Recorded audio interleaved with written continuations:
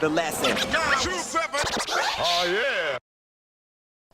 So this is when you're 17. So this would be 2006, 2007. okay. Now, is this where some riots occurred? Yeah.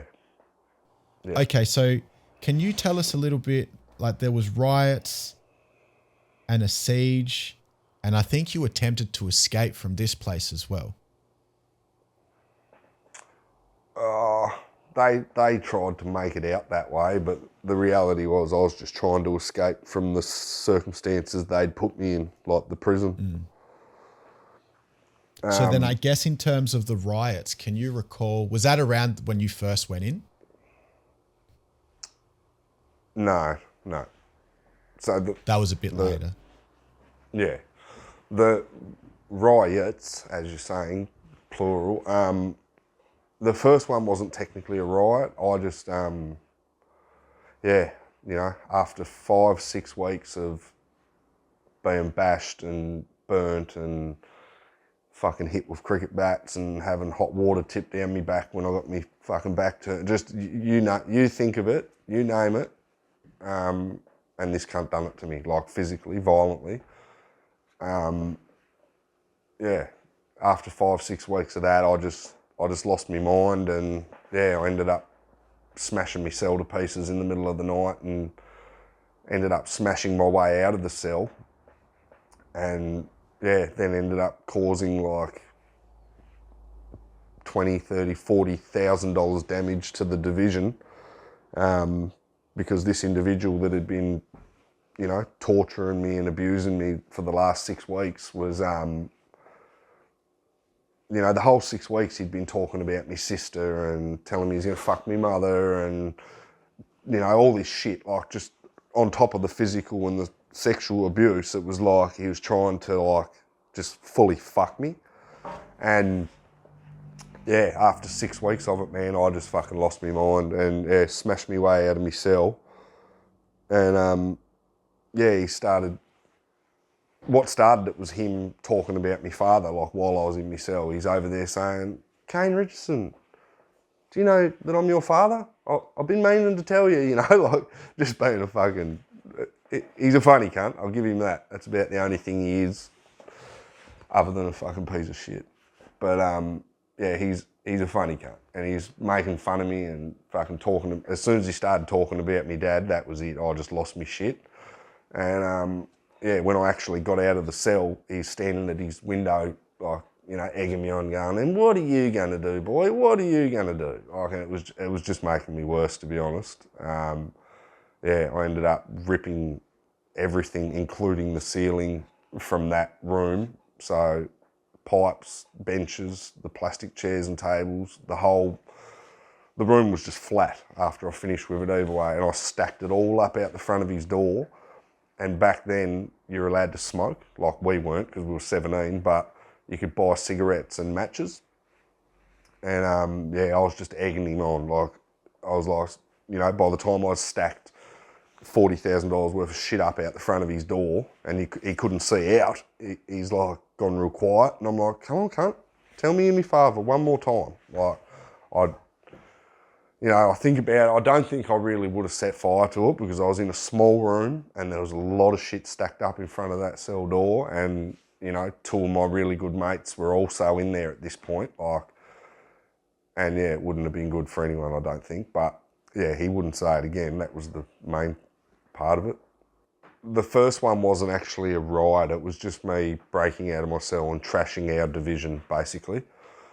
But, obviously the tactical group come in, gassed everyone, but gassed me and took me, cleaned up all the shit that I'd broken, took everything out, and that division was obviously no longer operational because it had no benches, no sink, no nothing.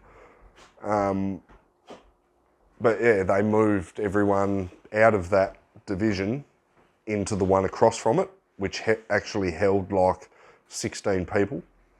And just to cut it short, basically I got put back into the cell that I smashed out of only they put perspex in the windows that I got through in the door, ripped out all the benches and everything else in the cell, so all I was left with was a bed base and a toilet and a sink. It was probably a week after I smashed out of my cell. I was sitting on the phone, and like, you'd have a yard on this side, little officer station in the middle where you come out of either yard to get on the phone and do your washing and all that shit out in this bit. And I'm sitting there like handcuffed on the phone, and I hear tap, tap, tap, tap, and I look up, and here's me mate standing there with like a big piece of sketchbook paper that says, "We're about to riot, get ready." And I'm just like, fucking straight away, my heart's racing. I'm thinking, I'm fucking sitting here handcuffed and you cunts are gonna riot. Like, I still had like 6 minutes left on my phone, and yeah, the phone call went the whole time, and I'm like, I didn't want to go back to my cell because I'm thinking, if I get locked back in that yard and then locked back in my cell, what's the chances of me getting to participate in the riot? You know what I mean? Like, anyway, phone call ran out. I talked for about as long as I could, and they're like, come on, you got to get back in your cell. So I fucking went back to my cell reluctantly.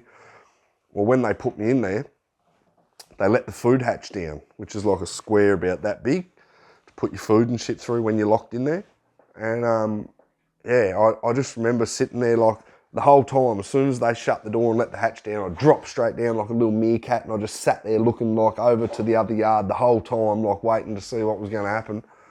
And about 20 minutes passed, and then yeah, out of nowhere, like the staff have come off the elevator, and there was like 3 of the staff and a medication nurse, and he had like the whole remand centre's medication in one trolley. So he's got 4 levels with 2 divisions on each level.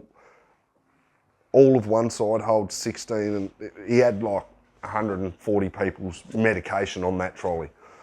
And as soon as they've undone the other side's door, like to the yard that held 16 people, they've kicked the door straight open, and about 6 of them come straight out with these massive big homemade shanks and just surrounded them. And yeah, took the medication trolley, put that back in the yard, and then basically got a radio. What'd they get? They got a radio and a set of keys, and then the staff, you know, took off. Inmates went back into the yard. Didn't have someone like keeping guard. One of the screws have come back into the floor and then ran over and gone bang and slammed the door to the yard, like so locked them back in the yard. And yeah, the staff started congregating back in this little area, and then bang, as soon as like they realised that they were going to try and come back in the yard, they just fucking started smashing their way out of the yard, like, and straight away the staff took off. And yeah, that was pretty much that. As soon as, you know, the staff left, it took them 5 minutes to get out of the yard, like smash the specialised glass out to get through the panels and that. And then, yeah, a lot of people, and I mean a lot of people, like, but there is witnesses, will not believe this, but I was that excited, right? Like, I was locked back in my cell after having just had my own little riot a week before, and now I'm watching these cunts like trash this place on the other side, like. And yeah, I got that excited that I ended up like putting a pair of socks on my hands and like putting my hands out the food hatch and grabbing it like that, and just kept fucking slamming it up and down as hard, like, I mean, with all my might. Like, in my mind, it was coming off one way or another, but I didn't really think it would, but it did.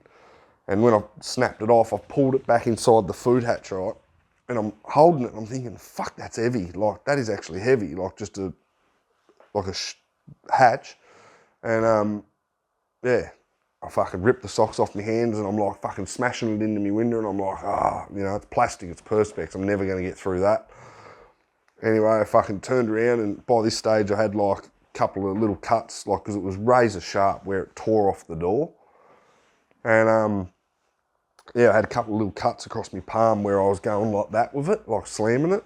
And yeah, I wrapped like a pillow around my hand and then tied it on there with a t-shirt to put the hatch on the pillow on the hand, and then just started slamming it straight into the wall beside the big steel frame around the door. And I'm not even joking you, man. The second time I done it, this thing I near lost it. Like the fucking thing went straight through the wall and then sort of went to fall, like it tilted. The only thing that stopped it from sliding down inside the wall cavity was the fact that there was a Rio bar going straight up like that and it was just balancing on it. And I quickly pulled it back out of there and was like, fuck, if I lose that, I'm fucked. You know what I mean? I've got nothing to smash it. And couldn't believe it. The walls were hollow. They're still hollow to this day. I couldn't believe it. So like you got fucking 140 cells in this remand centre right beside the police headquarters of Hobart, the capital of Tassie, and the fucking walls are hollow. I couldn't believe it. Yeah. And like, I'm just fucking hell for leather now, like fucking bang, bang, bang, bang. I end up making a hole like, you know, probably that long and about that wide before the wall went from going flat to like that, like back towards me. And yeah, smashed a hole that big on this side and then like bent this bar probably that much, like because it was going straight up and I could only grab a little bit of it. And I bent it just enough so the hatch would like, it actually started wearing like a little bit down on the hatch because the Rio on the metal of the door and like I'm just there just going and like ended up getting a hole about that big out the other side. So while they're still smashing their way into my side, because it took them 5 minutes to get out their side, and now they've got to smash into my side. By the time they got out of their side and into my side, I was already fucking giving them that one. Out the side of the fucking wall, like. And that just G'd, you know, they were just like, check this coming out. Like, that just G'd them up even more. They smashed their way into there straight away, and within 10 minutes I was out of that cell. Wow. And then, so how long did this riot actually go for, and how did it come to an end? We went to like, I don't know, I think it was about midnight that night. We surrendered because fucking one of my best mates and two others had taken that much medication that they overdosed. Like they'd just fallen asleep and we couldn't wake them up. And we started panicking because like, you know, if you take control of a room like that in a or anywhere, you know, in the world or in life, if you stop someone from getting medical treatment and they die, that's your fault. You know what I mean? Like you're responsible for that. So like we all agreed that it was best that we tried to get them to send the nurses up and we'd, you know, leave them at the door. Nah, no bar. They said, nah, we don't care. Fucking, you either all surrender to the tactical group or no one gets anything. So we agreed to all surrender and yeah, they were all rushed to Hobart Royal Hospital and kept on ventilators and shit for a few days because they had to have their stomachs pumped and all things like that. But yeah, that was at like midnight and it started at like 4 o'clock, I think. So Fucking 6 hell. hours. And then, so 8 what are the hours. repercussions? What are the repercussions for the inmates who participate in a riot like that? Well, I got charged for the $40,000 damage when I smashed out of my cell, because it was all on camera and everything, obviously. But there was, what was it? There was, I think, five people in total that ended up getting charged with the second riot, and that was only because they were recorded on the stationary camera between the 2 yards where the phone and the screws and that sit, like through the window. Like, so there's cameras in each yard, but then you've got the camera in the middle, like where you come out to use your phone and all that. Well, they didn't smash that until about 5 minutes after they got out of the division. So whoever was on that camera in that 5 minutes, smashing my windows and everything else, they were charged with the whole $250,000 on the riot. But it's pretty classic, man. There's a photo, I've got it here somewhere. There's a photo that was on the front page of the Hobart newspaper, and it says, "City lockup riot erupts." And it's a photo of them pointing the camera 4 stories up, because we were on the 4th floor, and there's 4 people hanging out the window. And there's me on the end of it, and like in the colour version, if you get the colour version, you can see like my arms are hanging right out, just hanging there like that. But I've actually got rubber gloves on. Everyone was making fun of me the whole day, and I'm just like, whatever.